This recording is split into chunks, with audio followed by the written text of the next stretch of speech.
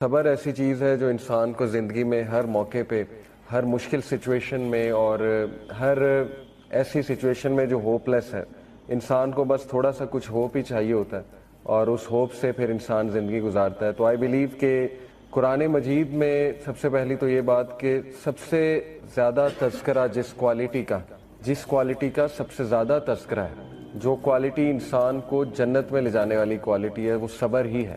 91 Times directly صبر mention ہے قرآن مجید میں، اور انڈائریکٹلی تو پتہ نہیں کتنی بار اللہ تعالیٰ نے صبر کی کہانیاں، مطلب دیکھیں نا، ہر نبی، ہر جو کیریکٹر ہے قرآن مجید میں، اس کی سٹوری سے صبر ہی جھلک رہا ہے۔ تو بہرحال آج کا دور میں سمجھتا ہوں اس میں بے صبری بہت پائی جاتی ہے، بے چینی بہت پائی جاتی ہے ہم سب میں۔ انسٹنٹ گریٹیفیکیشن ہے نا، فوراً سے ریزلٹس چاہیے، صبر نہیں ہے، سیلف کنٹرول نہیں ہے، اور گناہوں کے حوالے سے بھی سیلف کنٹرول نہیں ہے، مشکلات آ جائیں اس کے حوالے سے صبر نہیں ہے، وغیرہ وغیرہ۔ تو قرآن مجید کے اگر ہم کیریکٹرز دیکھیں، میں آپ کو چند ایک کیریکٹر جو ہے وہ وزٹ کراتا ہوں۔ سب سے پہلے ہم حضرت مریم علیہ السلام کی بات کرتے ہیں۔ دیکھیں، حضرت مریم کو اللہ نے جس آزمائش میں ڈالا، ایک عورت سوچ بھی نہیں سکتی اس آزمائش کے بارے میں۔ اور دیکھیں، ایک ایسی عورت جو اتنی پاک دامن ہے اور جن کی ریپیوٹ اتنی اچھی ہے، اور ان کو حمل ٹھہر جائے، یہ ایک سوچنے والی بات ہے اگر آپ اس پہ سوچنے بیٹھیں۔ ہم تو کوئی ڈیزیز آ جائے، کچھ حادثہ ہو جائے، ہم کہتے ہیں اس میں ہمارا کیا قصور تھا۔ ہمارا تو پہلا سینٹینس یہی ہوتا ہے نا، ظاہر ہے انسان ہے، فطری سینٹینس ہے کہ بھئی میرا اس میں کیا فالٹ تھا۔ تو حضرت مریم علیہ السلام کو جب حمل ٹھہرا تو ان کی کیا حالت ہوگی اور کس سٹیٹ آف مائنڈ میں وہ ہوں گی، وہ ہم سوچ بھی نہیں سکتے۔ اور پھر جب انہوں نے سامنا کرنا تھا، سب کا، لوگوں کا سامنا کرنا تھا، آپ کو پتہ ہے کہ جب she was about to give birth to عیسیٰ علیہ السلام، تو ان کو پین اتنی زیادہ اٹھ رہی تھی کہ وہ کھجور کے ایک درخت کے نیچے، وہ پورا واقعہ آپ نے پڑھا ہوگا، اللہ تعالیٰ نے حکم دیا کہ کھجور کے ایک درخت کے نیچے آپ لیٹ جائیے۔ پھر جبرائیل علیہ السلام وہاں موجود تھے انہیں کنسول کرنے کے لیے، کاؤنسل کرنے کے لیے۔ آپ کو پتہ ہے ان کے منہ سے کیا الفاظ نکلے کہ ہائے کاش میں ایگزسٹ ہی نہ کرتی اس واقعے سے پہلے، یعنی میں ہوتی ہی نہ، یہ منہ سے نکل گیا ان کے۔ تو نیچرل ہے، فطری ہے کہ انسان کو کچھ مشکلات ایسی آتی ہیں یا کچھ کمر توڑ غم ایسے انسان کی زندگی میں آتے ہیں، لیکن at the end of the day یاد رکھیں کہ انہی کی سٹوریاں آج ہم ڈسکس کر رہے ہیں۔ یہ بات یاد رکھیں، جتنے بھی گریٹ لوگ ہیں نا، جن کی سٹوریاں ہم سنتے ہیں، ابھی میں بیٹھ کے ڈسکس کر رہا ہوں، وہ تو اللہ کو پتہ ہے نا کہ 2022 میں بھی یہ سٹوری ڈسکس کی جا رہی ہوگی اور جگہ جگہ حضرت مریم کی مثال دی جا رہی ہوگی، اس لیے اللہ تو مسکرا رہے ہوں گے نا۔ حضرت مریم تو اس وقت پین میں تھیں، رو رہی تھیں، لیکن یہ کہ اللہ جو ہے اس کے لیے تو ٹائم نہیں ہے نا، پاسٹ پریزنٹ فیوچر، اللہ تو آگے دیکھتا ہے۔ جیسے ایک بھائی نے سوال کیا، اس کا ہمارے ایک دوست نے بہت اچھا آنسر کیا، انہوں نے کہا کہ دیکھیں شام میں، سیریا میں بچے مر رہے ہیں، بامبنگ ہو رہی ہے، ایک مدر ہے، اس کے 4 بچے تھے، وہ چاروں شہید ہو گئے بامبنگ میں، تو یہ کیا ہے، وہ اتنی پین میں ہے، اتنے دکھ میں ہے۔ تو انہوں نے بڑا زبردست آنسر کیا، انہوں نے کہا کہ اصل میں آپ کو نظر آ رہا ہے اس کے بچے مر جانا، اس کی پین، جو کہ بالکل ٹھیک ہے، وہ بہت بڑی پین ہے، لیکن اللہ کو پتہ ہے کیا نظر آ رہا ہے، کیونکہ اللہ تعالیٰ کے سامنے پاسٹ پریزنٹ فیوچر نہیں ہے۔ اللہ کو نظر آ رہا ہے کہ وہ اپنے بچوں کے ساتھ جنت میں کھیل رہی اور وہ صحابیات کے ساتھ۔ تو یہ جو ویژن ہے نا، یہ جو پرسپیکٹیو ہے، ظاہر ہے ہیومن بینگ کو نہ وہ ویژن ملا نہ وہ پرسپیکٹیو ملا، تو اسی لیے یہ مثالیں اللہ نے ہمیں اس لیے دی ہیں حضرت مریم کی اور دیگر جو انبیاء ہیں اور جو کریکٹرز ہیں، کہ ایٹ دا اینڈ آپ دیکھ لو کہ انہیں راحت بھی آئی، فَإِنَّ مَعَ الْعُسْرِ يُسْرًا إِنَّ مَعَ الْعُسْرِ يُسْرًا۔ اور پھر اللہ کے نبی صلی اللہ علیہ وسلم کے بارے میں اللہ نے کیا، سورۃ ضحیٰ جب آپ پڑھیں تو اس سے کتنی امید ملتی ہے کہ وَلَسَوْفَ يُؤْتِيكَ رَبُّكَ فَتَرْضَىٰ، کہ اے نبی اللہ آپ کو اتنا دیں گے کہ آپ راضی ہو جائیں گے۔ تو دیکھیں نا، اینڈ ریزلٹ تو اللہ بتا رہا ہے کہ اللہ بے شک صابرین کے ساتھ ہے، جو لوگ شکایت نہیں کرتے اللہ ان کو پسند فرماتا ہے۔ اور صبر کی ڈیفینیشن یہیں سے سمجھ لیں، دیکھیں صبر is not waiting, some times waiting is suffering. صبر ہے waiting with a good attitude, یہ صبر ہوتا ہے۔ صبر یہ نہیں ہے کہ اپنے کچھ کیا نہیں اور بس بیٹھ گئے، ہاتھ پر ہاتھ دھرے بیٹھ گئے، کچھ بھی نہیں کیا، اپنی سچویشن چینج کرنے کی کوشش نہیں کی، وغیرہ وغیرہ، یہ صبر نہیں ہے۔ بہترین صبر یہ ہے کہ آپ تمام اسباب اختیار کریں، اور سب سے بہترین تو یہ کہ آپ اللہ کے آگے جھک جائیں، اللہ کے فیصلوں کے آگے، اور اللہ سے گڑ گڑائیں، لیکن یہ کہ ایک بھی جملہ شکایت کا نہ نکالیں۔ یہ اصل میں صبرن جمیلہ ہے، دا بیوٹیفل پیشنس، جو کہ حضرت یعقوب کا نظر آتا ہے۔ انہوں نے کہا تھا نا فصبرن جمیل واللہ المستعان، I will adopt beautiful patience and only Allah's help can be sought. تو اس لیے یہ سٹوریز افسانے نہیں ہیں. حضرت مریم کی سٹوری دیکھیں, ان کے منہ سے ایسے الفاظ نکل گئے, یعنی وہ اتنی زیادہ پین میں تھیں. حضرت یعقوب آپ دیکھیں کہ انہوں نے ایک بھی موقع نہیں ہے قرآن میں, ایک آپ کو ان کے ایک سینٹینس بھی نہیں ملے گا جہاں انہوں نے کوئی ایسا جملہ کہا ہو کہ انہیں اللہ سے شکایت. اور اللہ نے حضرت مریم کو تو دیکھیں ٹیسٹ کیا نا, ریپوٹیشن کا ٹیسٹ تھا, اور وہ بچہ خود بول گیا, حضرت عیسیٰ نے خود گواہی دے دی. حضرت یعقوب کا ٹیسٹ جو تھا نا وہ اولاد سے ریلیٹڈ تھا. اولاد کی آپس میں نہیں بنی, اولاد کی کا آپس میں حسد پیدا ہو گیا, تو ہر ٹائم وہ یہی مینیج کر رہے ہوں گے. ٹھیک ہے نا, اگر آپ سوچیں تھوڑا اس پہ کہ how good a father he was, کہ انہوں نے اس کو مینیج کیا پراپر. لیکن یہ کہ بچوں نے ظلم کیا, ان کے بچوں نے, 11 جو بیٹے تھے. اسی طرح حضرت یوسف کا ٹیسٹ کیا تھا؟ حضرت یوسف کو ٹیسٹ کیا بھائیوں سے, حضرت یوسف کو ٹیسٹ کیا ایک عورت سے, حضرت یوسف کو قید کا ٹیسٹ بھی تھا. پتہ نہیں کتنے سال تھے, 10 سال پلس ہوں گے شیورلی. 7 سال تو ایکسٹرا تھے نا, جب وہ ان کو کہا, جو بادشاہ کے 2 درباری تھے انہیں کہا کہ جا کر بادشاہ سے کہنا, وہ بھول گئے. تو اس کے بعد 7 سال اور تھا پریزن میں, لیکن اس سے پہلے جو تھا وہ بھی کتنے سال ہوں گے. تو حضرت یوسف کو بھی طرح طرح اللہ نے ٹیسٹ کیا. لیکن again at the end of the day آپ دیکھیں کہ آج ان کا ایک مقام ہے. حضرت نوح کو ٹیسٹ کیا بیٹے سے, اولاد سے. حضرت نوح کا بیٹا ہدایت پہ نہیں تھا. اب انبیاء کے بیٹے تو ہم سمجھتے ہیں کہ وہ بھی انبیاء ہی ہونے چاہیے, وہ بھی ولی اللہ ہونے چاہیے, لیکن نہیں تھا, کافروں میں سے تھا, پیچھے رہ جانے والوں میں سے تھا, ڈوب گیا. اب حضرت نوح کو کتنی تکلیف ہوئی ہوگی, لیکن اللہ نے ان کا بھی ٹیسٹ کیا. حضرت لوط کو ٹیسٹ کیا بیوی سے. آپ سوچیں کہ اللہ نے انبیاء کو رشتوں سے بھی ٹیسٹ کیا, سچویشن سے بھی ٹیسٹ کیا, لوگوں سے بھی ٹیسٹ کیا. لیکن سورہ انبیاء میں اللہ نے سب کے بارے میں فرمایا کل من الصابرین, all of them were صابرین. یہ پیشنٹس میں سے all of them were patient. یہ تعریف کی اللہ نے, ذوالکفل کا ذکر کیا, اسماعیل کا ذکر کیا, ابراہیم کا, نوح علیہ السلام کا, لوط علیہ السلام کا. اسی طرح ابراہیم علیہ السلام کو آپ دیکھیں, ابراہیم علیہ السلام کو اللہ کہتے ہیں کہ ہم نے طرح طرح آزمایا. سورہ البقرہ کی آیا, اور کہا کہ ہم نے اسے ہر ٹیسٹ میں کامیاب پایا, یعنی وہ ہر ٹیسٹ میں سکسیسفل ہوا. ابراہیم علیہ السلام کو اللہ نے اولاد میں ڈیلے سے آزمائش کی, اور آپ دیکھیں ابراہیم علیہ السلام کو 86 سال میں, آپ کو پتا ہے, اولاد ہوئی. آتا ہے روایات میں حضرت اسماعیل اور حضرت اسحاق 86 سال کی عمر میں جا کے انہیں یہ بشارت ملی کہ آپ کو اولاد ہوگی. اسی طرح حضرت زکریا کو دیکھ لیں, سورہ مریم آپ پڑھیں, حضرت زکریا کے آپ وہ حالت دیکھنے والی ہے. اللہ کہتے ہیں کہ زکریا اکیلے میں رو اٹھا. نادا جو ہوتا ہے نا, از نادا یعنی اس نے ندا لگائی, وہ رویا اکیلے میں, اور انہوں نے دعا کی کہ اے اللہ میری بونز ویک ہو چکی ہیں, سورہ مریم کی آیت, اور میرے بال گرے ہو چکے ہیں, اور مجھے ڈر ہے کہ میرا تو کوئی وارث ہی نہیں ہوگا, اور میری بیوی بانجھ ہو چکی ہے, تو اے اللہ مجھے وارث دے تاکہ وہ آگے چلائے, اس لڑی کو آگے چلائے جو نبوت کی لڑی. اور یہ ساری تو دیکھیں اللہ نے انہیں اس ایج میں دیا. فرشتوں نے آ کے بشارت دی کہ ہم تجھے ایک بیٹے یحییٰ کی بشارت دیتے ہیں, اور آج سے پہلے نام کسی کا نہیں تھا یحییٰ, یہ قرآن کی آیت ہے. تو آپ کو پتا حضرت زکریا, یعنی انسان بھی کتنا عجیب ہے, پہلے دعا کی بہت زیادہ, جب دعا قبول ہو گئی تو حیرانگی شو کی حضرت زکریا نے. انہوں نے کہا کہ اللہ مجھے کیسے اولاد ہو سکتی, میری تو بیوی بانجھ ہو چکی ہے اور میں تو بوڑھا ہو چکا ہوں. تو فرشتے نے کہا کہ اللہ کے لیے کوئی مشکل نہیں ہے. تو دیکھیں یہ مثال حضرت زکریا کی مثال. اور حضرت زکریا نے آپ کو پتا حضرت مریم کو پھل کھاتے دیکھا, بے موسمی پھل ان کے حجرے میں, تو ان کے دل میں خواہش آئی کہ اللہ اگر تو اس موسم میں پھل دے سکتا ہے تو مجھے اولاد بھی دے سکتا ہے. تو بات وہی ہے نا کہ جیسا اللہ سے ایکسپیکٹ کیا ویسا اللہ سبحانہ و تعالیٰ نے دیا. تو حضرت زکریا کی مثال ہمارے سامنے. حضرت ابراہیم, انہیں بیٹا دے گے پھر بیٹے سے بھی آزمایا, یعنی آپ دیکھیں اتنا لیٹ ایک تو بیٹا ہوا, اس کے بعد کہا کہ اس کو ذبح کر دو, یعنی اللہ کی راہ میں اس کو قربان کر دو.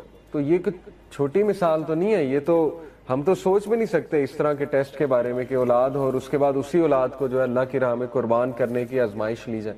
اور پھر باپ سے ٹیسٹ کیا, سب سے بڑی بات, باپ ٹاکسک فادر تھا نا, سیدھی سی بات ہے, کیا کہتا تھا کہ یہاں سے نکل جاؤ, دفع ہو جاؤ, نہیں تو میں ویسے ہی تمہیں مار دوں گا, سنگسار کر دوں گا, قتل کر دوں گا. تو ہر نبی کی سٹوری میں آپ کو ایک ایسی مثال ملے گی کہ انشاءاللہ جس سے ایک تو آپ ریلیٹ کر جائیں گے اپنے ٹیسٹ کے حوالے سے، دوسرا یہ کہ آپ کہیں گے کہ میرا تو ٹیسٹ کچھ بھی نہیں، انبیاء کو تو کس لیول پہ اس کا پیرامیٹر کیا تھا اس ٹیسٹ کا، وہ تو ہم سوچ بھی نہیں سکتے۔ تو باپ سے آزمایا، حضرت ایوب کی مثال ہے بیماری سے آزمایا، اور وہ کوئی چھوٹی بیماری نہیں تھی، وہ پتہ نہیں کوئی 15-20 سال کی بیماری تھی، روایات میں آتا ہے اتنا عرصہ وہ بیماری چلی کہ سب چھوڑ گئے، حضرت ایوب کو سب چھوڑ گئے، اور ان کی بیوی ان کے ساتھ تھیں۔ تو پھر اللہ کہتا ہے کہ ہم نے اسے صحت دی اور سب لوٹائے، واپس بھی لوٹائے، صحت بھی دی اور سب واپس بھی لوٹائے اسے، کیونکہ انہوں نے یہ دعا کی تھی، انی مسنی الضر وانت ارحم الراحمین، اے اللہ مشکل نے مجھے چھو لیا ہے اور بے شک تو ہی تمام رحم کرنے والوں میں سب سے عظیم رحم کرنے والا ہے۔ تو اللہ کو یہ دعا پسند آئی۔ اسی طرح شیطان کے بارے میں انہوں نے کہا تھا نا کہ اے اللہ شیطان نے مجھے جو ہے وہ شیطان مجھے غم دے رہا ہے، یہ بھی حضرت ایوب کی جو ہے وہ دعا ہے، شیطان مجھے ڈسٹریس کاز کرتا ہے، غم دیتا ہے، کیونکہ ظاہر ہے شیطان پھر نیگیٹیوٹی طرح طرح کے وسوسے ڈالتا ہے جب انسان کی زندگی میں کوئی کمی ہو۔ تو اس لیے یہ تمام جو کیریکٹرز آپ کو نظر آ رہے ہیں نا، اللہ نے کہا کل من الصابرین، all of them were patient, all of them were صابرین۔ رسول اللہ صلی اللہ علیہ وسلم نے اوپنلی دعویٰ شروع کر دیا تھا، اور جب اوپنلی دعویٰ شروع کیا تو دا ارلیسٹ کنورٹس اور یوتھ، جو کہ بہت خوشائن بات ہے۔ انبیاء کے جو سب سے پہلے متاثر ہونے والے جو لوگ ہوتے تھے نا، وہ یوتھ یا لوور کلاس یا ایکسپلائٹڈ کلاس، اور اٹ پرفیکٹلی میک سینس، کیونکہ یوتھ میں انرجی ہوتی ہے، یوتھ کو کچھ چاہیے کرنے کے لیے، اگر انہیں صحیح طرف آپ نہیں لگائیں گے وہ غلط چیز پکڑ لیں گے۔ اسی طرح غربا آپ کو پتہ ہے وہ تو ویسے اوپریسڈ کلاس ہے، اور ظاہر ہے کہ وہ ایکسپلائٹڈ کلاس ہے، تو ان کو اٹریکشن نظر آتی ہے ایسی ٹیچنگز میں، جو کہ ایک نیچرل بات ہے۔ اینی وے میں نے بہت سے صحابہ کے نام لیے تھے، میں نے ان کی کنورسیشن بتائی ان کے والدین کے ساتھ۔ کامن چیز یہ بتائی تھی کہ کوئی بھی صحابی اپنے والدین سے بدتمیزی نہیں کرتا تھا، بلکہ بہت پیار سے بات کرتے تھے، آرگیو کرتے تھے، اور بڑے سالڈ دلائل دیتے تھے، عقلی دلائل دیتے تھے، کہ تاکہ ان کے والدین بھی سوچیں۔ اب جو اپوزیشن فرام دا قریش ہے، اس میں کیا کیا طریقے اختیار کیے قریش نے رسول اللہ صلی اللہ علیہ وسلم کو اپوز کرنے کے لیے۔ اپوزیشن کی بہت بڑی وجہ یہ نہیں تھی کہ رسول اللہ صلی اللہ علیہ وسلم نماز پڑھ رہے تھے، یا رسول اللہ صلی اللہ علیہ وسلم جو ہے وہ کچھ سوشل ریفرمیشن کی ٹیچنگز بتا رہے تھے، بلکہ سب سے جو بڑی بات تھی وہ یہ تھی کہ لا الہ الا اللہ کلمہ جو تھا اس نے ان کو بہت بڑی ضرب لگائی، اور ظاہر ہے کہ ان کی چودراہٹ اور سٹیٹس کو وہ ہاتھ سے جا رہا تھا۔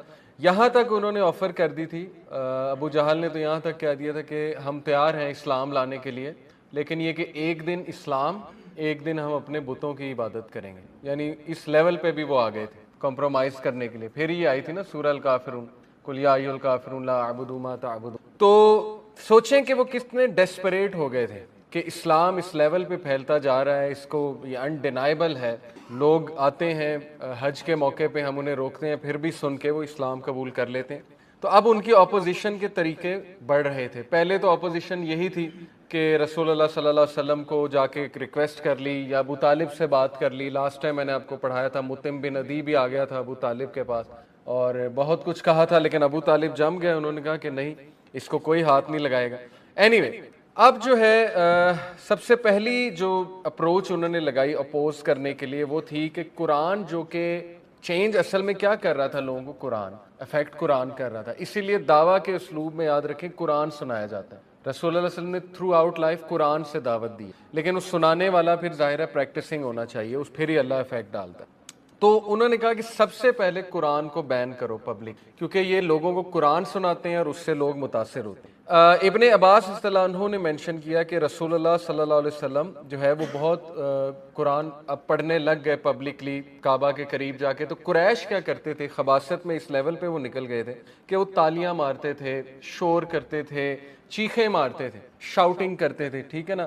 یہاں تک بھی ایفرٹ انہوں نے کی کہ رسول اللہ صلی اللہ علیہ وسلم جب لوگوں کو گھیر کے قرآن مجید سنایا کرتے تھے تو وہ ایک سائڈ پہ سنگنگ گرلز کو بلایا کرتے تھے۔ مشہور زمانہ اس دور کی جو سنگنگ گرلز تھیں یا ڈانسنگ گرلز وغیرہ وغیرہ، وہ اپنے تماشے لگایا کرتے تھے۔ تو اسی لیے سورہ لقمان میں نا اللہ نے کہا کہ جو لوگ اللہ کے راستے سے ہٹاتے ہیں، اس میں جو ورڈ ہے وہ اس سے مراد لی، ابن مسعود نے بھی 3 بار کہا، اس سے مراد سنگنگ گرلز اور میوزیکل انسٹرومنٹس ہیں، لہو الحدیث کے ورڈ، لہو الحدیث، سورہ لقمان ورس نمبر 6۔ قرآن میں واحد یہ ورس ہے جس سے کلیئرلی میوزک کی حرمت کا اشارہ مل، ٹھیک ہے نا. کلیئرلی تو یہ کہیں نہیں قرآن میں کہ میوزیکل انسٹرومنٹس ورڈ سے معازف کہتے ہیں نا میوزیکل انسٹرومنٹس کو، وہ حرام ہے، لیکن یہ ورڈ سے ہی استدلال کرتے ہیں ہمارے اسکالرس، ٹریڈیشنل اسکالر، کہ اس ورڈ سے ثابت ہو رہا ہے کہ میوزیکل انسٹرومنٹس حرام ہیں، ٹھیک ہے.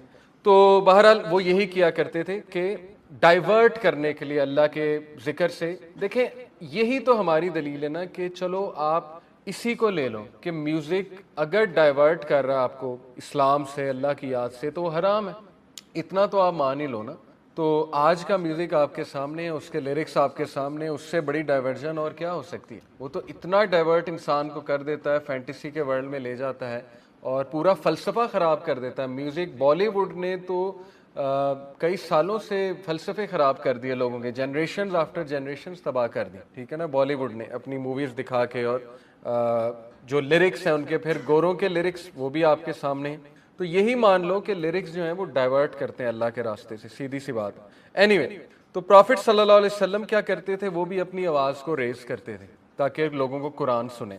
اب قریش زیادہ اس میں ظاہر، وہ تو جاہل تھے، وہ جب قرآن کے آگے آواز ریز کرتے ہیں تو پھر اللہ تعالیٰ نے سورہ اسراء کی آیت جو ہے نازل کی، do not say it loudly nor in a whisper but say it in a moderate voice, کہ آپ اپنی وائس کو ماڈریٹ رکھیں. یعنی ان سے مقابلہ بازی نہیں ہے، اللہ تعالیٰ سنا دے گا، جس کو اللہ نے ہدایت دینی ہے وہ دے گا.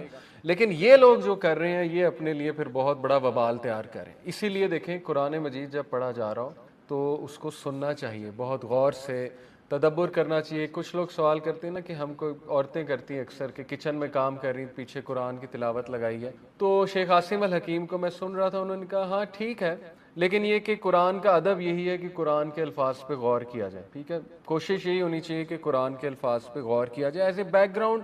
یہ کوئی نہیں کہ ایکسرسائز کر رہے ہیں تو قرآن، یہ تھوڑا سا میں سمجھتا ہوں عجیب ہے. نشید لگا لیں ایکسرسائز کے دوران، لیکن قرآن کی تلاوت کوشش کریں وہ پھر پورے غور سے ہی سنیں. اینی وے، پھر بڑا مشہور واقعہ، دار ارقم میں صحابہ جمع ہوئے تھے تو صحابہ نے آپس میں کہا کہ دیکھو اب تک رسول اللہ صلی اللہ علیہ وسلم ہی قرآن مجید کی تلاوت کر رہے ہیں اور پڑھ رہے ہیں، ہم میں سے کسی میں اتنی جسارت ابھی تک نہیں کہ ہم بھی پبلکلی پڑھیں. تو جو صحابی اٹھے وہ ابن مسعود تھے، عبداللہ ابن مسعود. انہوں نے کہا میں پڑھوں گا. تو پھر لوگوں نے، صحابہ نے منع کیا کہ نہیں ابن مسعود آپ کے تو کوئی فیملی نہیں ہے، مطلب کوئی پروٹیکٹ نہیں کرے گا آپ کو، تو ہمارے تو چلو پھر ٹرائبل ایک وہ پورا ہے بیک گراؤنڈ. انہوں نے کہا کہ کوئی بات نہیں، آئی پٹ مائی ٹرسٹ ان حسبی، اللہ تعالیٰ مجھے پروٹیکٹ کرے. ابن مسعود وہ ہیں جن کے بارے میں رسول اللہ صلی اللہ علیہ وسلم نے کہا اگر کسی کو پراپرلی قرآن سیکھنا ہے تو ابن مسعود. ابن مسعود نے 70 سورہ رسول اللہ سے ڈائریکٹ یاد کی، 70 سورہ. اوکے، فقیہ الامہ ابن مسعود اصطلاح. ابن مسعود اٹھے، کعبہ کے قریب گئے اور سورہ رحمان پڑھنا شروع، اور وہ اتنی خوبصورت تلاوت تھی ابن مسعود کی اور اتنا میسمرائز کیا ادھر لوگوں کو کہ لوگ حیران ہو کے سننے لگے کہ یہ پڑھ کیا رہا ہے، یہ پوئٹری ہے، کس کی پوئٹری ہے، اس کو کیسے آ گئی وغیرہ وغیرہ. بعد میں جب کسی نے ایک آواز لگائی، اس نے کہا کہ او یہ تو وہ پڑھ رہا ہے جو محمد سناتا ہے صلی اللہ علیہ وسلم. تو پھر ایک دم ان کو غصہ چڑھ گیا، ان کا تیور بدل گیا، اچھا یہ وہ سنا رہا ہے، یعنی قرآن سنا رہا ہے ہمیں. تو پھر ابن مسعود کو پکڑ کے بہت مارا انہوں نے، مقام ابراہیم کے قریب جو ہے نا وہ تلاوت کر رہے تھے، بہت مارا. اور اتنا مارا کہ جب تک ان کی آواز بند نہیں ہو گئی، یہاں تک آتا ہے کہ ان کو منہ پہ وہ جوتیاں بھی مار رہے تھے، لیکن ابن مسعود نہیں خاموش ہو رہے تھے. ہمت ایسی تھی ان میں، جرت ایسی آ گئی اللہ کی طرف سے، دیکھیں کہ وہ قرآن پڑھ ہی جا رہے تھے. اینی وے، وہ مارتے گئے یہاں تک کہ وہ بالکل ہی بلڈ، خون سے بھر گئے، بیٹرڈ، بروزڈ اور خاموش ہو گئے. اینی وے، جب صحابہ کے پاس آئے تو صحابہ نے کہا کہ ابن مسعود یہی وجہ تھی ہم آپ کو کہہ رہے تھے نہ جائیں. لیکن ابن مسعود نے کہا کہ میری اور ہمت بڑھ گئی ہے اور اب تو میں اور جاؤں گا. ابن مسعود میں بھی اتنا جگرا تھا، انہوں نے کہا میں دوبارہ جاؤں گا، میں کل جاؤں گا. پھر صحابہ نے کہا کہ enough enough, you have caused them to be distressed, آپ نے انہیں کافی، قریش کو جو ہے ان میں ہلچل مچا دیا، بس کافی ہے، اتنا ہی کافی. اینی وے، پھر ایک بہت فیمس سٹوری ہے، اور یہ محمد ابن اسحاق نے اپنی السیرہ کتاب، جو محمد ابن اسحاق بہت بڑے ہسٹورین ہیں، انہوں نے مینشن کی ہے. بڑی ہی کمال کی سٹوری ہے اور یہ بڑے کم لوگوں کو پتہ ہے. ابو سفیان، ابو جہل اور الاخنس بن شریک بن عمر بن وہب، یہ تینوں قریش کے ٹاپ کے چیفز ہیں. دو کا تو آپ کو پتہ ہے، ابو جہل، ٹھیک ہے نا، ابو الحکم بھی کہتے تھے اسے، وہ تو قریش کہتا تھا لیکن اصل میں تو ابو جہل ہے. اور ابو سفیان کا تو آپ کو پتہ ہے. الاخنس جو ہے یہ بنی زہرہ کے اہل کا جو ٹرائب تھا، بنی ثقیف، اس سے ہیں. خیر، عجیب بات یہ تھی کہ یہ تینوں چھپ چھپ کے قرآن سننے جایا کرتے، تینوں ابو جہل اور واپسی پہ تینوں نے ایک دوسرے کو دیکھا تو ایک دم حیران ہو گئے کہ تم یہاں کیا کرنے آئے. تینوں کو نہیں پتا تھا کہ ہم چھپ کے سنتے ہیں. پھر تینوں نے ایک دوسرے سے وعدہ کیا کہ ہم آئندہ نہیں آئیں گے, بس ٹھیک ہے جو سن لیا سو سن لیا, یعنی ان کے پاس جواب کوئی نہیں تھا. تینوں نے کہا کہ ہم آئندہ نہیں آئیں گے, ٹھیک ہے. انہوں نے کہا ایسا نہ ہو ہم رانگ امپریشن دے دیں, لوگ کہیں کہ یہ کیوں قرآن سننے آ رہے ہیں. اللہ کی طرف سے وہ اگلی رات بھی آئے, تینوں آئے اگلی رات بھی اور پھر تینوں نے ایک دوسرے کو پکڑا. پھر تینوں نے وعدہ کیا کہ اب وعدہ کرتے ہیں کہ آئندہ نہیں آئیں گے. اللہ کی طرف سے وہ تیسری رات بھی آئے قرآن سننے, اور پھر وہ تینوں بیٹھے, ابو جہل, ابو سفیان اور وہب, یہ ہے تیسرے ہیں الاخنس بن شریک. اس بار تینوں نے کہا کہ نہیں, اب ہم تب تک نہیں اٹھیں گے جب تک ہم پکا پرومس نہیں کر لیتے کہ ہم آئندہ نہیں آئیں. یہ بالکل سچا واقعہ ہے. اینی وے, تو وہ آتے تھے رات کے پہر جب رسول اللہ تہجد میں قرآن کی تلاوت کر رہے ہوتے. آپ یہاں سے مورخین کہتے ہیں آپ یہاں سے اندازہ لگائیں کہ رسول اللہ کیسے قرآن پڑھتے. تھوڑا سا سوچیں, رسول اللہ صلی اللہ علیہ وسلم کی آواز, یعنی کس انداز میں قرآن پڑھتے ہوں گے, کیسی ان کی آواز ہوتی ہوگی. تو آج تو ہم بہت سے قاریوں سے متاثر ہوتے ہیں, مشرے نہ, پھر ماہر الموکلی, قاری عبد الرحمن سدیس, لیکن آپ سوچیں رسول اللہ کیسے پڑھتے ہوں. اینی وے, تو وہ اتنا متاثر ہوئے اللہ کے نبی صلی اللہ علیہ وسلم کے اس سے قرآن پڑھنے سے. بہرحال پھر آپس میں انہوں نے پوچھا, سب سے پہلے الاخنس نے ابو سفیان سے پوچھا, ان کے گھر جا کے پوچھا کہ او ابو سفیان, what do you think of what you have heard from محمد, کیا خیال ہے جو تو سن کر آیا محمد سے صلی اللہ علیہ وسلم سے. ابو سفیان نے کہا, او ابو اخنس, بائی اللہ, I have heard something I understand, I know what is meant by it, and I have heard things I do not understand and do not know what is meant by it. یہ ایک political answer تھا. وہ اپنی شکست نہیں قبول کر رہے تھے, امبیرسمنٹ چھپا رہے تھے کہ میں اتنا متاثر ہو گیا ہوں. تو جواب انہوں نے یہ دیا کہ کچھ مجھے سمجھ آیا, کچھ یہ کہ میں نہیں سمجھ پایا, لیکن کوئی خاص جواب نہیں کہ اچھا تھا برا تھا, بس یہی کہا. اینی وے, پھر ہی لیفٹ اینڈ وینٹ ٹو ابو جہل. ابو جہل کے گھر میں انٹر ہوا الاخنس اور کہا, او ابو الحکم. الاخنس بائی دا وے, یہ خیر ایک اور آگے آ رہا ہے وہ میں بتاتا ہوں. او ابو حکم, what do you think of what you have heard from محمد صلی اللہ علیہ وسلم. ابو جہل کا جواب سنیں, وہ تو پھر بہت ہی لیول کا جاہل تھا نا. ابو سفیان میں پھر تھوڑی خیر تھی, اسی لیے دیکھیں ہدایت بھی پا گئے. ابو جہل کہتا ہے کہ ہم, وی اینڈ عبد مناف, بنو عبد مناف competed for honor and position. They fed people, so we fed people. Banu Abdu Manaf, Banu Hashim. They engaged in battle, so we engaged in battle. They gave, so we gave, until we were neck and neck, like race horses. Then they said, we have a prophet among us who receives revelation from heaven. How can we compete with that? By Allah, we will never believe. یعنی اس کی سوئی ابھی تک tribal rivalry پہ ہی اڑی ہوئی. یہ چیز نے مروا دیا اسے, ٹرائبل رائیولری نے, یعنی اس کے لیے اس کا خدا ہی ٹرائبل رائیولری تھی. اس نے کہا کہ ہم تو شروع سے ان سے مقابلہ کرتے آ رہے ہیں, جب یہ بھوکوں کو کھانا کھلاتے تھے تب ہم کھلاتے تھے, جب یہ کسی کی مدد کرتے تھے تب ہم کرتے تھے. اب تو انہوں نے کہا ہمیں نبی آ گیا, اب ہم اپنا نبی کہاں سے لائیں, وہ تو نہیں لا سکتے, لہٰذا ان کے نبی کو بھی میں کبھی نہیں مانوں. کلیئر ایروگنس والا جواب. الاخنس خاموش ہو کے اٹھ گئے, یعنی ان کو بھی پتہ لگ گیا کہ جاہل ہی ہے. اینی وے, تو فورتھ ڈے الاخنس جو ہے وہ ابو سفیان کے پاس گیا اور اس نے جا کے اپنا تجزیہ بتایا. اس نے کہا, بائی اللہ دس ریسیٹیشن, نے کہا یہ بالکل سچ ہے, یہ حق ہے. ابو سفیان بہت embarrassed تھے اور he was too embarrassed to agree, so he said I understood some of it. وہی جواب, ہاں کچھ سمجھ آیا لیکن کچھ میری سمجھ میں نہیں آیا, بس پولیٹیکل آنسر.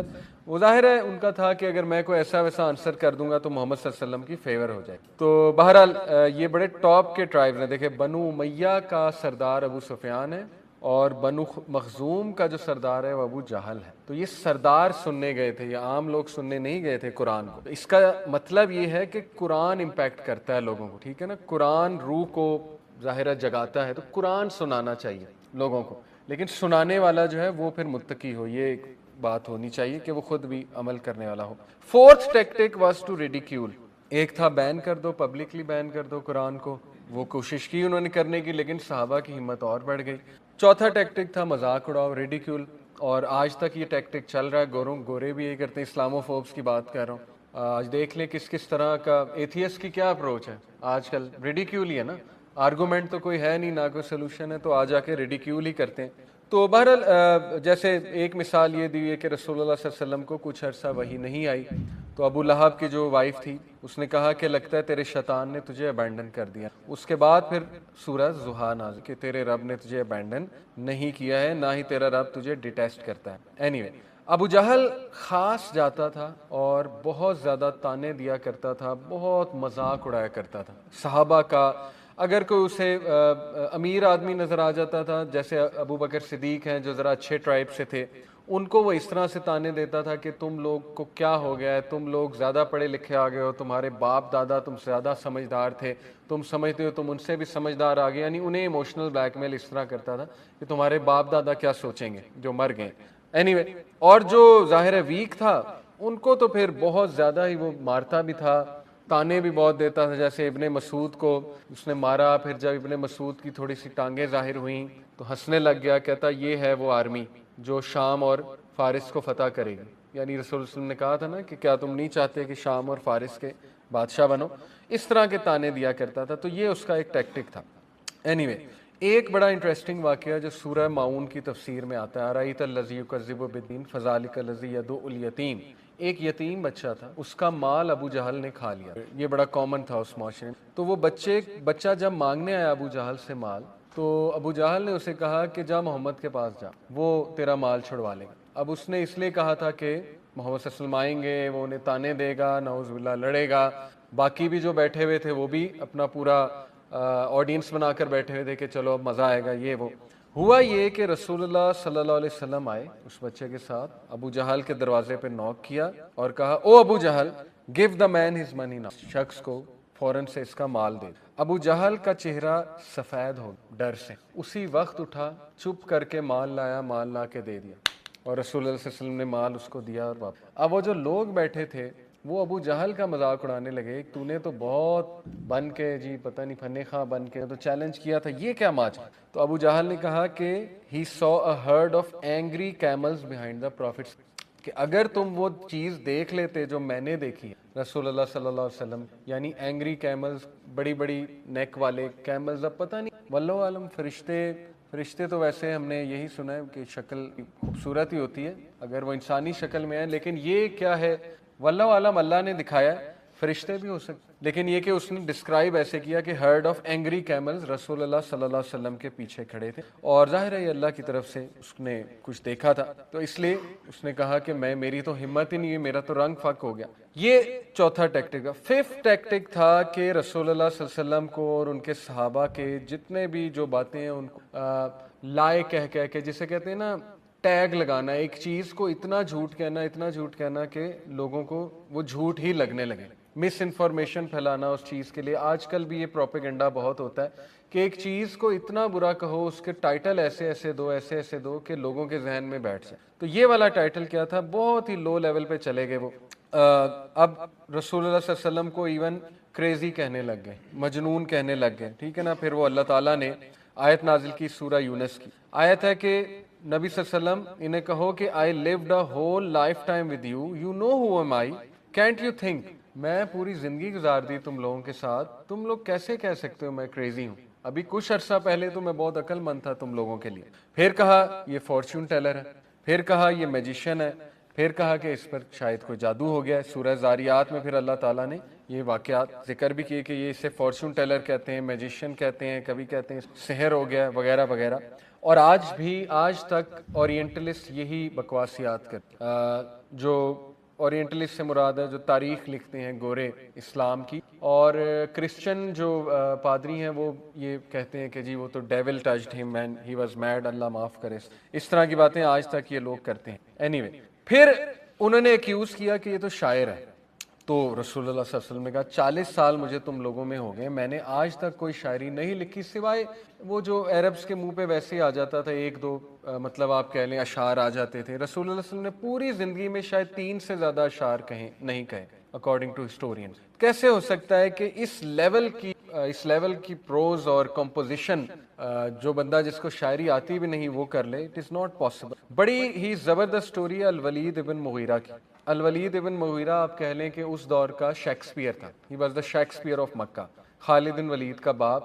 اس کو 40 اصول آتے تھے عربک لینگویج، یعنی یہ وہ شخص تھا جو پوئٹری میں فالٹس نکالتا ہوتا تھا. بڑے بڑے شاعر اس کے پاس جو ہے اپنی پوئٹری لاتے تھے کریکشن کرانے کے. ہی was the master of the Arabic language. بہرحال ولید نے ایک بار قرآن جو ہے نا وہ چھپ کر سنا اور وہ رک گیا اور وہ بہت میسمرائز ہوا. بہرحال اتنا میسمرائز ہوا کہ لوگوں کو جا کر وہ عجیب و غریب باتیں کہنے لگے. اور وہ بات یہ تھی کہ بائی اللہ I have heard a speech from محمد that is neither from the speech of man اور جن.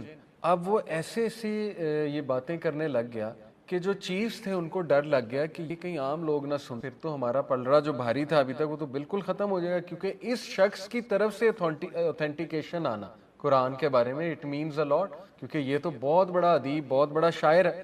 پیپل پینک ہوئے.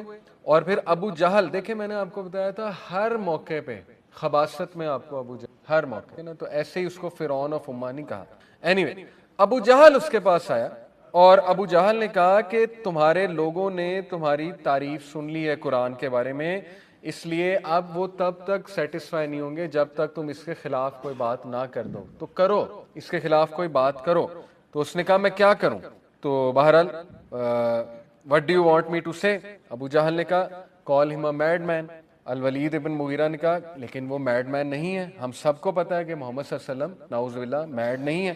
پھر ابو جہل نے کہا say he is a fortune teller. الولید ابن مغیرہ نے کہا he isn't that, he doesn't have that way of speech, fortune teller بھی نہیں ہے. پھر اس نے کہا call him a magician. Again ابن مغیرہ نے کہا کہ he isn't a magician, magician بھی نہیں ہے. Then he said say he is a poet. But Ibn Mughira said, by Allah, I am the best poet and I am telling you, this isn't poetry from man. یہ انسان کی طرف سے. ابو جہل تانگ آ گیا, اس نے کہا کچھ کہہ, جب تک تو نہیں کہے گا ہمیں چین نہیں آئے گا. ابن مغیرہ نے کہا, ولید ابن مغیرہ نے, ایسا کرو مجھے کچھ دیر کے لیے چھوڑ دو, مجھے کچھ عرصے کے لیے اکیلا. اور گھر آ کے چکر لگانے لگا, سوچنے لگا. اب یہ سارا واقعہ کوئی نہیں دیکھ رہا کہ گھر آ کے وہ تذبذب کا شکار ہے, چکر لگا رہا ہے, سوچ رہا ہے میں کیا کہوں میں کیا کہوں. اور اللہ تعالیٰ نے ساری سچویشن وہی میں نازل, کس میں؟ سورہ مدثر. وہ میں آپ کو سناتا ہوں, آپ حیران رہ جائیں. اعوذ باللہ من الشیطان الرجیم, سورہ مدثر ورس 11 آنورڈ. یہ کب ہے؟ ابھی وہ گیا نہیں رسول اللہ صلی اللہ علیہ وسلم کے پاس کچھ کہنے, ابھی وہ یہ چکر لگا رہا ہے اور اللہ نے پہلے ہی رسول اللہ کو بتا دیا کہ وہ تو تذبذب کا شکار ہے بیچارہ. ذرنی ومن خلقت وحیدا, leave me alone with the one I created alone, leave me with the one I created alone. اے نبی مجھے ڈیل کرنے دے اس سے. وَجَعَلْتُ لَهُ مَالًا مَمْدُودًا, and to whom I granted extensive wealth, وَبَنِينَ شُهُودًا, and children present with him, وَمَهَدتُّ لَهُ تَمْهِيدًا, and spread everything before him, easing his life. کہا کہ میں نے اس کو اتنا کچھ دیا ہے. ثُمَّ يَطْمَعُ أَنْ أَزِيدَ, then he desires that I should add more. کَلَّا إِنَّهُ كَانَ لِآيَاتِنَا عَنِيدًا, no indeed he has been toward our verses obstinate, متکبر ہے ہماری آیات کے حوالے سے. سَأُرْهِقُهُ صَعُودًا, I will cover him with arduous torment, میں اسے بہت عذاب میں مبتلا کروں گا. إِنَّهُ فَكَّرَ وَقَدَّرَ, indeed he thought and deliberated. اب وہ ساری situation, he thought and he deliberated. فَقُتِلَ كَيْفَ قَدَّرَ, so may he be destroyed how he deliberated. ثُمَّ قُتِلَ كَيْفَ قَدَّرَ, then may he be destroyed how he deliberated. ثُمَّ نَظَرَ, then he considered again. پورا اللہ تعالیٰ سین بتا رہا ہے, پورا سچویشن بتا رہا ہے اللہ تعالیٰ.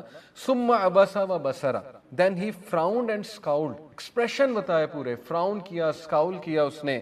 ثُمَّ أَدْبَرَ وَاسْتَكْبَرَ, then he turned back and was arrogant. فَقَالَ إِنْ هَذَا إِلَّا سِحْرٌ يُؤْثَرُ, and not but magic imitated from others. Finally جو آنسر اس کو آیا یہ ساری سچویشن سے, وہ یہ تھا کہ یہ تو جادو ہے جو محمد نے دوسروں سے سیکھ. اب یہ ساری بات پہلے رسول اللہ صلی اللہ علیہ وسلم کو اللہ نے بتا دی, اور جب وہ یہ کہنے آیا تو اسے یہ آیات سن. اور آپ سوچیں کہ اس میں اللہ تعالیٰ نے کہا ان ھذا الا قول البشر, this is not but the word of a human being.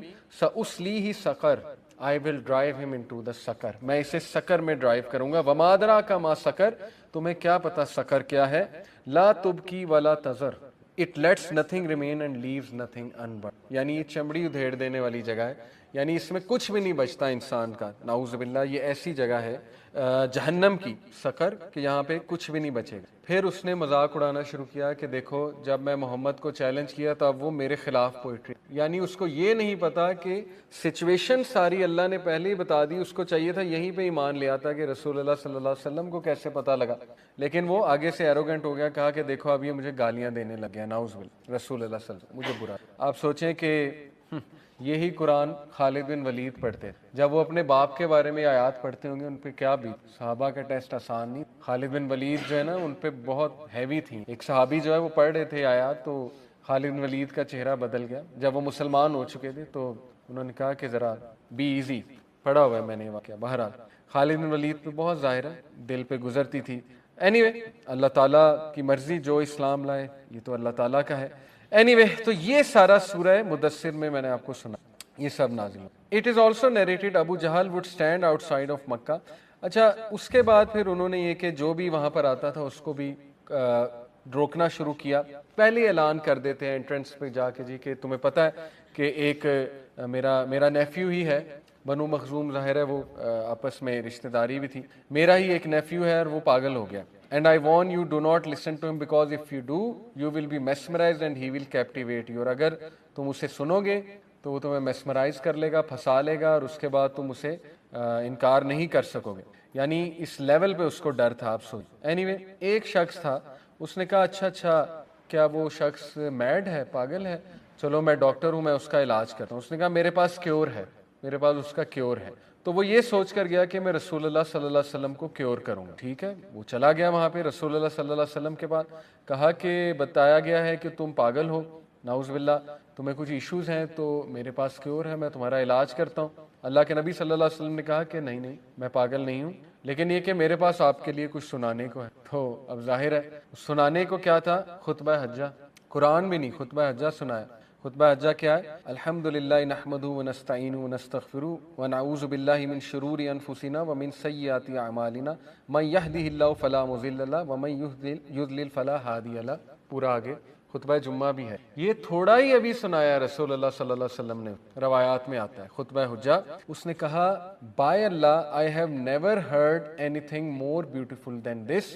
دوبارہ سنا, اسٹاپ اینڈ ریپیٹ, دوبارہ سنا. اللہ کے نبی صلی اللہ علیہ وسلم اسے سناتے گئے یہاں تک کہ اس نے اسلام قبول کر لیا, صرف خطبہ حجہ کو سنا. قرآن مجید تو ابھی سنایا بھی نہیں. تو یہ ایفیکٹ ہوتا ہے. دیکھیں اللہ کا تعارف ہے نا اس میں خطبہ حجہ میں کہ اللہ تعالیٰ کون ہے, اس کی بڑائی, پھر یہ کہ ہدایت کس کی طرف سے ہے اور گمراہی کس کی طرف سے, وغیرہ وغیرہ. اینی وے 6 ٹیکٹک تھا کہ وہ رسول اللہ صلی اللہ علیہ وسلم کو اوپنلی چیلنج کرنے لگ گئے کہ میریکل دکھا, معجزہ دکھا. اور اس میں بہت بدتمیزیاں انہوں نے کی کہ ہمیں یہ, ایک بار تو بلکہ انہوں نے یہ بھی کہا کہ صفا پہاڑ کو سونے کا بنا کر. اور یہ تھوڑی سی سنسیئر ان کی وش تھی کہ رسول اللہ صلی اللہ علیہ وسلم کو پتہ لگ گیا کہ یہ ایک سنسیئر ڈیمانڈ ہے ان کی, کہ وہ کہتے ہیں کہ اگر تم ان کو سونے کا بنا کے دکھا دو گے ہم ایمان واقعی لے آئیں. تو انہیں پتہ لگ گیا ہے سنسیئر. تو پھر انہوں نے اللہ سے دعا کی, اللہ کے نبی نے, کہ اس کو سونے کا بنا. تو فرشتے آئے اور انہوں نے آ کر کہا کہ یا رسول اللہ تعالیٰ اس کو سونے کا بنا دے گا آپ کی, لیکن یہ یاد رکھیں کہ پھر ان لوگوں کے پاس سیکنڈ چانس, کیونکہ اللہ کی سنت ہے. دیکھیں ایک بہت بڑی حکمت مورخین لکھتے ہیں معجزہ انہیں اس طرح کا نہ دکھانے کی کیا تھی, کیونکہ ایک بار معجزہ دکھا دیا پھر اٹس اوور, پھر ایمان نہ لائے تو اللہ سب کو پھر بستیاں پلٹ دے, تباہی. لیکن وہ رسول اللہ کی دعا بھی تو موجود ان کے ہوتے ہوئے. سورہ توحہ میں آتا ہے غالباً سورہ انفال میں کہ اے نبی ہم انہیں کیسے تباہ کر دیں, جبکہ آپ ان سوچیں اللہ کے نبی صلی اللہ علیہ وسلم سے محبت اللہ کی کہ ہم نہیں تباہ کر سکتے انہیں. تو یہ بھی ایک وجہ تھی کہ اللہ کی سنت چینج نہیں ہوتی. اور سنت یہ ہے کہ کھلم کھلا اگر تمہیں معجزہ دکھا دیا گیا اس کے بعد بھی ایمان نہ لائے تو اٹس, تو پھر رسول اللہ نے کہا نہیں پھر نہیں. اور قرآن سب سے بڑا معجزہ تھا, اور شق قمر بھی انہیں دکھایا گیا. شق قمر جب انہوں نے دیکھا تو اس پہ کہہ دیا جی کہ اس نے ہماری آنکھوں پہ جادو کر دیا, تو وہیں سے بات ثابت ہو گئی. پھر اللہ نے دیکھیں سورہ انعام میں کہا نا کہ if we were to bring down the angel and resurrect the dead in front of them and all of the creation spoke to them they still wouldn't believe. اگر ہم ڈیڈ کو بھی ریزریکٹ کر دیں, اینجلز کو بھی لے آئیں اوپر سے, یہاں تک اللہ نے کہا اگر ہم خود بھی آ جائیں کلاؤڈز میں, یہ تب بھی ایمان نہیں لائیں. کیوں؟ کیونکہ ان کی مین وجہ ایمان نہ لانے کی وہ ایروگینس ہے. ٹھیک ہے نا. تو یہ ساری باتیں ہیں کہ اس وجہ سے اتنا کھلم کھلا معجزہ. لیکن قرآن مجید اٹ سیلف سب سے بڑا معجزہ تھا. اس دور میں بھی دیکھیں آپ, پوئٹری پیک پر تھی تو اللہ نے کہا کہ اس میں سے بنا کر دکھاؤ. اسی لیے جو حروف مقطعات ہیں نا, الف لام میم کاف ہا یا عین صاد وغیرہ وغیرہ, اس کے بارے میں ابو بکر صدیق کا ویو بڑا زبردست ہے. وہ کہتے ہیں کہ یہ اصل میں اس کا مطلب یہ ہے کہ اللہ تعالیٰ عربز کو چیلنج کر رہے ہیں کہ انہی الفاظ سے قرآن بنا, الف لام میم, ٹھیک ہے نا, یہ عربک حروف ہیں, تو یہ حروف سے انہیں چیلنج کیا جا رہا ہے کہ تم انہی حروف سے قرآن بنا کر، یہ ایک لوہے قرآنی کہتے ہیں نا، یہ حروف مقطعات، تو یہ ایک انٹرپریٹیشن بڑی اچھی ہے۔ باقی یہ جو ہے حروف مقطعات کے بارے میں آپ کو بہت عجیب و غریب بھی انٹرپریٹیشنز ملیں گی، لیکن وہ اوتھینٹک کوئی نہیں۔ اس کا مطلب اللہ کو ہی پتہ ہے، الف لام میم کا مطلب کیا ہے اللہ کو پتہ ہے، قیامت والے دن اللہ بتائے گا۔ لیکن ابو بکر صدیق کا یہ ویو ہے کہ اس سے اللہ چیلنج کر رہا ہے عربس کو کہ تم انہی الفاظ سے بنا کر دکھا دو۔ اینی سیونتھ ٹیکٹک یہ تھا کہ وہ رسول اللہ صلی اللہ علیہ وسلم سے پھر ہمت ہار کے کہتے تھے کہ مڈل گراؤنڈ پہ آؤ۔ مڈل گراؤنڈ یہی تھا کہ ایک دن تم ہمارے بتوں کی عبادت کر لو یا ہمیں کرنے دو، ایک دن ہم اسلام لے آئیں گے۔ تو پھر ظاہر سورہ الکافرون آئی کہ نہیں، تم نہ nor are you worshippers of what I worship nor will I be ever worshipper of what you worship۔ پھر ایک بار انہوں نے میٹنگ کال کی ابو طالب کے گھر میں رسول اللہ صلی اللہ علیہ وسلم سے، اور رسول اللہ صلی اللہ علیہ وسلم کو کہا کہ بتاؤ ایسی کیا چیز ہے ہم کریں کہ تم ہمیں یہ میسج دینا چھوڑ دو۔ تو رسول اللہ صلی اللہ علیہ وسلم نے کہا کہ صرف ایک ورڈ۔ ابو لہب بڑا ایکسائٹڈ ہوا، اس نے مراد لی ایک ورڈ سے کہ ایک کنڈیشن ہے۔ اس نے کہا بتاؤ وہ ایک ورڈ کیا ہے؟ صلی اللہ علیہ وسلم نے کہا قولوا لا الہ الا اللہ، کہہ دیجئے کہ اللہ کے علاوہ کوئی عبادت کے لائق نہیں۔ تو بہرحال وہ پھر غصے ہو کر اٹھے، اور اس کے بعد انہوں نے کہا کہ نہیں، ہم یہ نہیں کہہ سکتے۔ بہت فیمس انسیڈنٹ ہے عتبہ ابن ربیعہ کا۔ عتبہ بنو ہاشم سے تھا، بہت وائز انسان تھا، وزڈم والا تھا، ڈسٹنٹ کزن بھی ہے رسول اللہ صلی اللہ علیہ وسلم کا، عتبہ ابن ربیعہ، اور ہی از دا ون ہو، یہ وہی شخص ہے جس کا سلیو تھا ادس کا پتہ طائف کے موقع پہ رسول اللہ صلی اللہ علیہ وسلم جب بہت غمگین ہو کے درخت کے نیچے بیٹھے تھے تو ایک کرسچن سلیو انگور لے کر آیا تھا، یاد آ رہا ہے تھوڑا تو وہ ادس تھا۔ ادس کرسچن سلیو تھا جو کہ عتبہ ابن ربیعہ کا سلیو تھا، اور یہ جب انگور لے کر آیا رسول اللہ صلی اللہ علیہ وسلم کے پاس تو آپ دیکھیں رسول اللہ کی ہمت کہ اس کو اسلام کی دعوت دے دی اور اسلام قبول کر لیا۔ مسجد ادس ابھی تک وہاں ہے طائف میں، میں نے وزٹ کی مسجد ادس، وہی جگہ ہے جہاں اس نے انگور پیش کیے تھے نبی اکرم۔ خیر عتبہ جو ہے یہ رسول اللہ صلی اللہ علیہ وسلم کا ڈسٹنٹ کزن بھی تھا۔ اینی عتبہ نے کہا کہ میں جاتا ہوں، اس نے کہا کہ یہ شخص تو مان ہی نہیں رہا کسی کی، تو میں جاتا ہوں، اس سے جا کر بات کرتا ہوں، اس میں کچھ خیر مجھے لگتی ہے، میری بات یہ مان جائے گا۔ خیر عتبہ جو ہے یہ وہ شخص بھی ہے، اس کے بارے میں یہ شخص کے بارے میں آتا ہے کہ بیٹل آف بدر میں جانے سے روکا بھی عتبہ نے، سب کو کہا تھا کہ نہ لڑو، عقل کے ناخن لو، مارے جاؤ گے ایسے بلا وجہ، بہت وائز بات کی تھی اس نے، لیکن یہ کہ ابو جہل کھڑا ہوا، اس نے نہیں مانا اور عتبہ مارا گیا اپنے بچوں کے ساتھ، کفر کی موت مرا۔ Anyway, so the Quraysh are sitting in their gathering and they are simply cursing the Prophet صلی اللہ علیہ وسلم، نعوذ باللہ، making fun of him۔ عتبہ نے کہا کہ مجھے جانے دو ایک بار نیگوشیٹ کرنے کے لیے، انہوں نے کہا ٹھیک ہے تم کر لو۔ اب عتبہ آتا ہے اور کیا کہتا ہے پروفٹ کو، او مائی nephew, you know your status and lineage but now you have come forth with a matter that has caused havoc in our society۔ O Muhammad, are you better than Abdullah, are you better than عبد المطلب؟ بڑا emotional کہا کہ محمد کیا تم عبداللہ سے بہتر ہو، کیا تم عبد المطلب سے بہتر ہو؟ تم نے کتنی ہماری سوسائٹی تہس نہس کر دی، اچھا خاصا اس میں پیس تھا۔ تو رسول اللہ کا وزڈم دیکھیں کہ وہ اس سب پہ خاموش رہے، ٹھیک ہے نا، حالانکہ وہ کہہ سکتے تھے یس آئی ایم بیٹر، پروفٹ ہے، میسنجر آف اللہ ہے، آف کورس بیٹر ہے، لیکن خاموش رہے۔ اس سے یہ ثابت ہوتا ہے نا کہ آپ جب کسی چیف لیول کے بندے سے بات کر رہے ہیں تو بڑے دیکھ کے بات کریں۔ تو اینی وے رسول اللہ صلی اللہ علیہ وسلم نے کوئی بدتمیزی نہیں کی، کوئی آگے سے جواب نہیں دیا، خاموش رہے، اس کا جواب ہی نہیں دیا آر یو بیٹر، خاموش رہے اللہ کے نبی صلی اللہ علیہ وسلم۔ پھر جب ساری بات کر لی عتبہ ابن ربیعہ نے، پھر اللہ کے نبی صلی اللہ علیہ وسلم نے کہا کہ آر یو فنشڈ، کیا آپ جو ہے وہ فنش ہو گئے؟ اور یہ بھی اس نے کچھ باتیں کی، یہ بھی میں آپ کو سناتا ہوں۔ We have never seen any young man as promising as you flip around and